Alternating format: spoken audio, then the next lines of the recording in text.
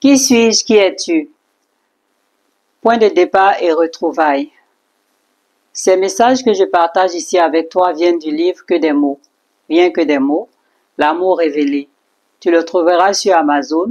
Ce livre est un coffre à trésors et sa lecture te permettra de trouver des trésors bien cachés en toi. C'est vraiment un beau cadeau pour toi et l'auteur n'est autre que moi-même, Mariata Yeli. Donc, bienvenue à toi. Cette vidéo fait partie d'une série de 3 et ici, tu as la partie 3. Tu dois donc voir les 2 autres parties si tu veux avoir toutes les informations.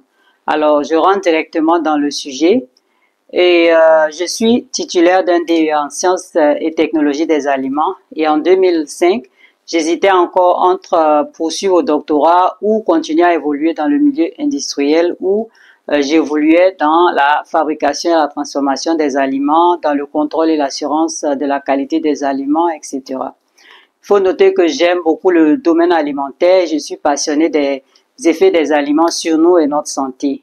Je voulais encore donc continuer à acquérir de l'expérience sur les aliments. J'ai choisi de continuer à travailler plutôt que d'aller vers la recherche et je me disais qu'à tout moment, je pourrais y revenir si j'en ressentais le besoin. Et devinez quoi, la vie en a décidé autrement et je me suis vue prendre carrément une autre direction. Donc, après la naissance de mon fils, mon époux et moi avons créé 2 entreprises. De commun accord avec lui, j'ai eu l'opportunité de m'occuper de la direction d'une des sociétés. Je m'occupais donc de tout le côté administratif, c'est-à-dire la recherche du marché, les relations avec la clientèle, les fournisseurs et autres. Mon époux, quant à lui, s'occupait de toutes nos activités sur le terrain.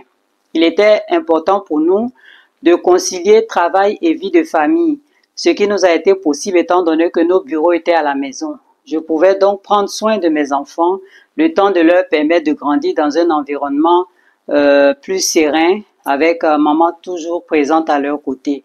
Mon époux et moi avons fait ce choix pour que nos enfants ne subissent pas la vie mouvementée et effrénée de notre époque où tout va trop vite et que les enfants ont vite fait de se retrouver parqués dans une garderie avec des éducatrices.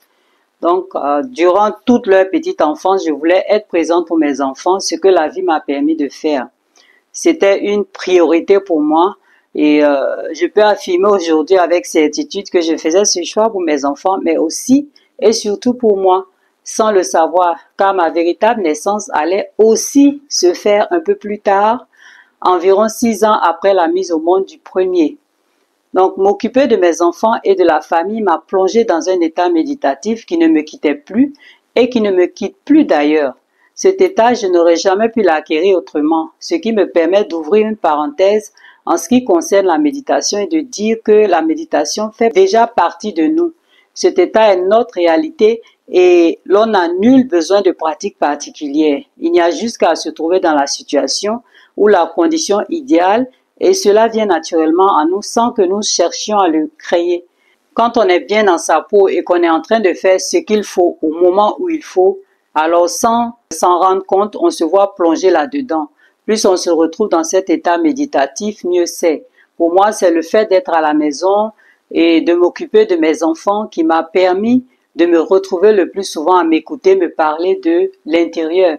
Et c'est ça, méditer, s'il faut mettre un mot là-dessus. Aucune technique n'est nécessaire, il faut juste être un avec ce que l'on est en train de faire pour être en pleine méditation. Voilà pourquoi il est important de faire ce que l'on aime le plus souvent possible. Et l'univers m'a fait le plus beau des cadeaux en me permettant d'évoluer en tant qu'âme auprès d'autres âmes qui m'aident à voir en moi et à m'ajuster sur la réalité. Mon époux et mes enfants constituent exactement la famille qu'il fallait pour moi. Rien qu'en me fiant aux messages qu'ils m'envoient, je sais toujours quoi faire, car c'est bien ensemble que nous formons un tout. Ce tout que nous formons évolue ensemble et c'est cela le rôle de la famille. Ainsi, petit à petit, sans m'en rendre compte, des choses se passaient en moi et je prenais mes décisions en écoutant ma petite voix intérieure qui résonnait au fond de moi. Aujourd'hui, je le sais que rien ne s'est fait dans le hasard et que si j'ai trouvé certains moments un peu durs, c'est parce que je ne me comprenais pas toujours et que je n'acceptais pas la vie comme elle me venait et me traversait. Surtout que je n'arrivais pas à déchiffrer le message que me livrait ma voix intérieure. J'aimerais vous dire aussi que les enfants entrent dans nos vies pour une raison bien précise. Ils sont des messagers pour nous. Je veux dire qu'ils viennent toujours avec un message, mais la plupart des parents considèrent les enfants comme des enfants. Ils ne prennent pas le temps de voir que c'est seulement leur corps physique qui est un enfant. Mais l'âme qui est dans le corps est peut-être plus vieille que celle du parent lui-même. Donc, nos enfants sont des enseignants pour nous. La période de l'enfance est une occasion de grandir, tant pour l'enfant que pour le parent lui-même. Mais comme je l'ai dit tantôt, ça, on ne le soupçonne pas parce qu'on ne sait pas pourquoi ces âmes s'incarnent. Déconnecter donc de soi, comment peut-on se connecter à l'âme de son enfant et comprendre que il nous livre un message? Comment même empêcher d'être ce parent qui va contribuer à la perte identitaire de son propre enfant parce qu'on lui aura inculqué une éducation dépourvue de sens et de vrai. Ce vrai qui annonce l'éveil de l'être, de l'essence.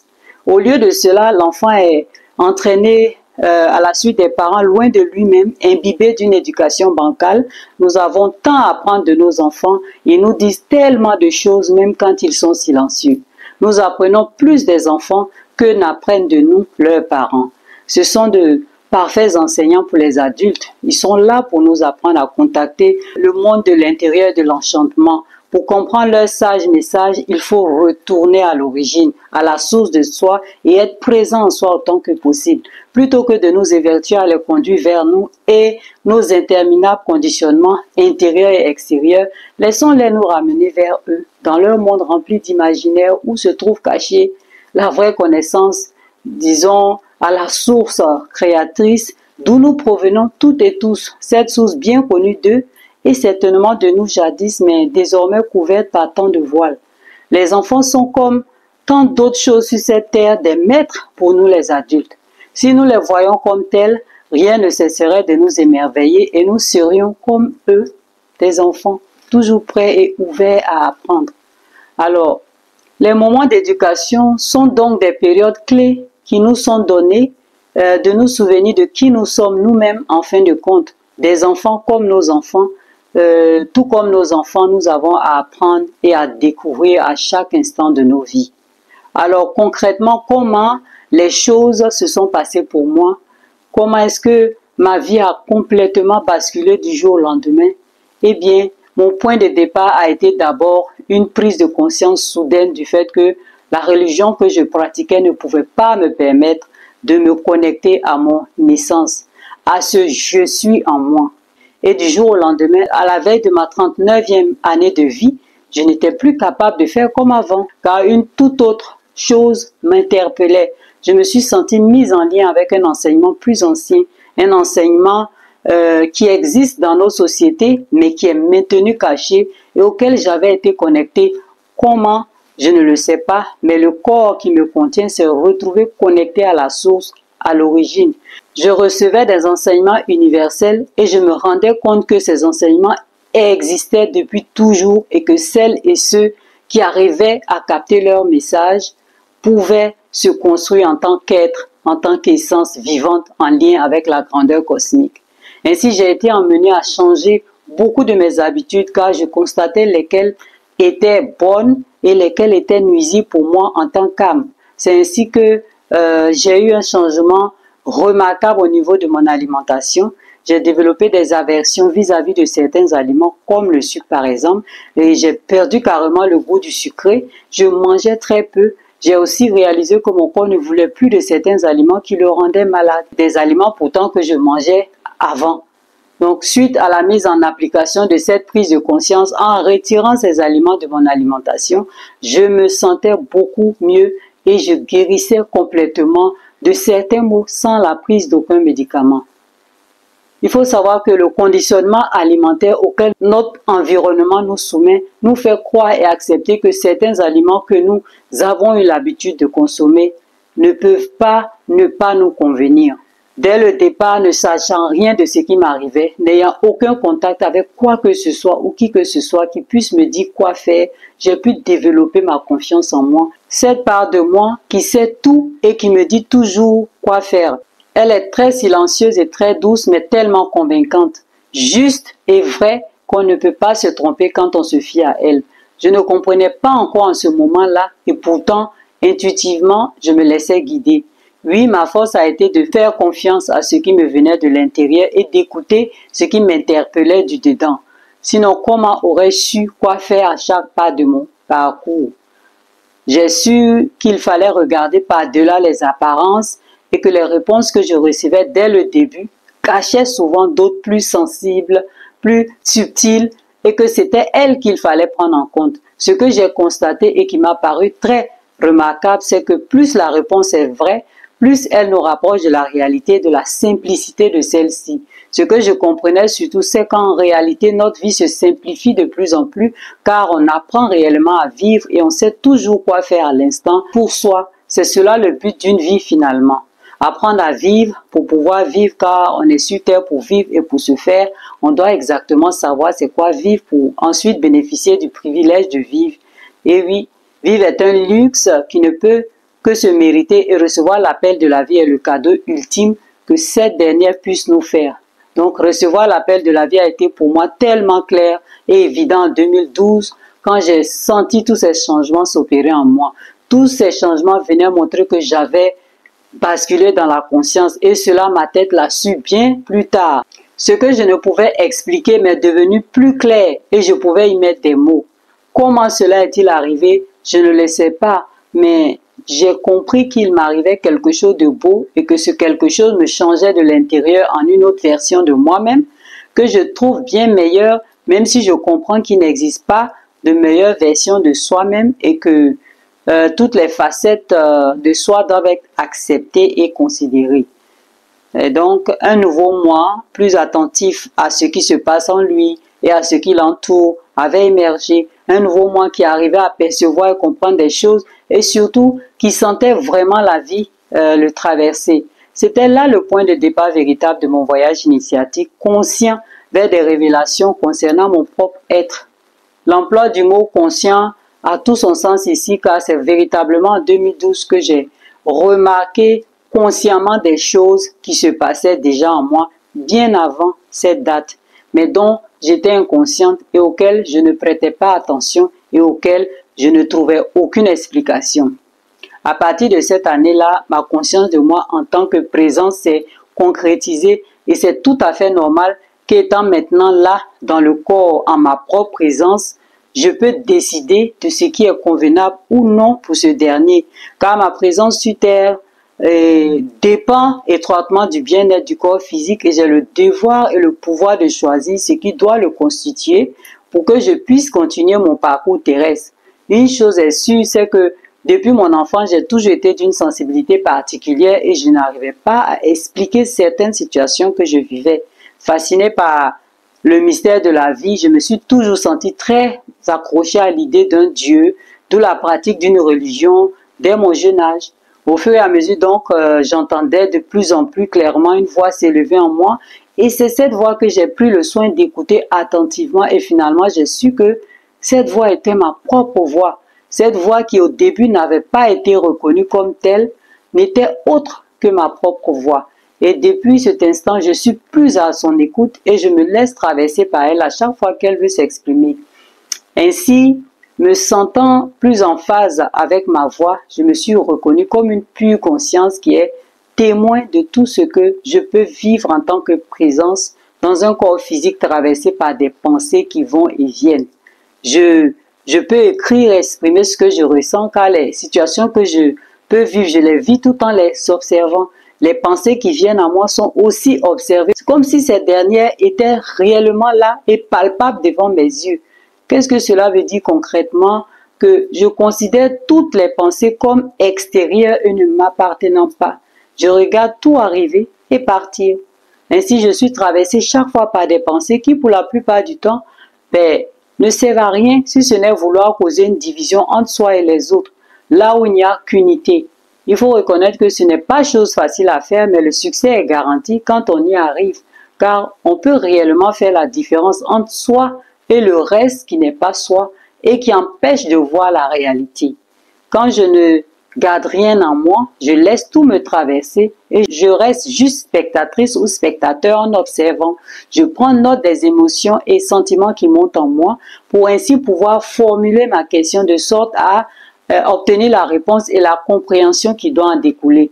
Ce dont je suis convaincu, c'est qu'aucune pratique ou aucun rite ne peut vraiment libérer et guérir les blessures cachées en nous si ce n'est une auto-observation permanente, c'est-à-dire se rappeler de soi dans tout notre fonctionnement. C'est cela le secret de la route vers le vrai bonheur et la paix du cœur. Comment se sortir des labyrinthes, des vicissitudes de ce monde si l'on n'a pas une connaissance réelle de son propre fonctionnement et que l'on n'a aucune réalité de l'être que l'on est. Savoir qui l'on est, c'est finalement en venir à un accord avec soi-même. On se regarde de l'extérieur et on voit que tout n'est pas tout à fait beau et qu'il faut absolument laisser des choses s'en aller pour en accueillir d'autres capables de mieux harmoniser notre espace intérieur. Le bonheur découle du fait de se connaître suite à une étude profonde de soi. Celui ou celle qui passe le plus clair de son temps dans sa propre observation, tout en restant plongé dans ses occupations quotidiennes, verra son être se transmuter de plus en plus en un être dont la responsabilité de sa vie dépend de lui. Ce genre d'individu est plus productif dans ce qu'il fait car il sait pourquoi il le fait et surtout le fait la joie dans le cœur. Le vrai bonheur naît du regard sincère porté sur soi-même. L'être qui s'observe en silence tout en agissant dans le monde devient progressivement un être aligné, conscient, responsable et joyeux. Il n'agit plus par fuite mais par clarté. Il ne s'agite plus, il rayonne. Alors, ceci met fin à la série de vidéos Qui suis-je? Vous en savez beaucoup plus sur comment j'en suis arrivé là. À partir de ce témoignage, vous pouvez aussi vous observer et constater que votre vie n'est pas hasardeuse et que les choses ne vous arrivent jamais par hasard et qu'il faut absolument arriver à toucher ce centre-là en vous pour qu'effectivement des révélations puissent se faire à votre niveau pour que vous puissiez avancer plus sereinement dans vos vies. Alors, tu sais maintenant ce qu'il te reste à faire si tu veux en savoir plus sur toi-même à partir de maintenant. Si tu veux continuer à savoir comment accueillir la vie, abonne-toi pour ne rien manquer. Laisse un j'aime et partage autant que tu peux. Laisse-moi un commentaire et dis-moi si tu as aussi vécu des grands changements dans ta vie ou si tu as ressenti cet élan en toi à un moment donné de ta vie. Qu'as-tu fait?